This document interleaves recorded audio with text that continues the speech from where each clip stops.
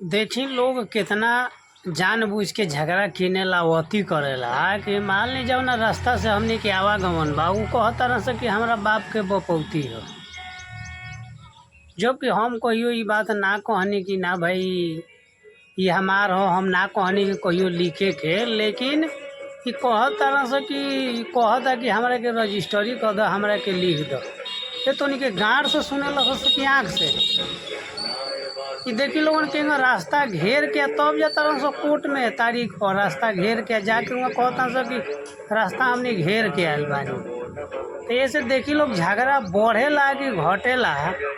आई झगड़ा के खाली नहीं तो कैले बाना लोग देख ली गली के घेर ले बाना सही वो लोग कहें कि राज्य से खराब बारे नु देखी लोग रौड़ा लोग रास्ता पूरा घेर दे रहे लोग है देन हमें कहीं से निकले के जगह नहीं है। देखी लोग रौड़ा लोग हमारे हुमर के घर में आवता लोग भीड़ता लोग, अकेले हम लड़की होके घर में बानी, हम कबाड़ी बंद करके घर में रहनी है। जब घर में चल गई है तब हमारे द्वार पर से भागल हलो। देखी लोग कहीं से रास्ता नहीं है, सब अतर से घेरल बा, कहीं से हमी के निकले के जगह नहीं के, ने सब गंदा बा ने घर बा, कहीं से निकले के जगह नहीं है। हम अकेले घरे बानी, गेट बंद करके हम घरे रहतनी, रास्ता घेर दिलक लोग, आवता लोग हुमर के मारे, लड़की देख के अकेले घर में कोई सामान नहीं है।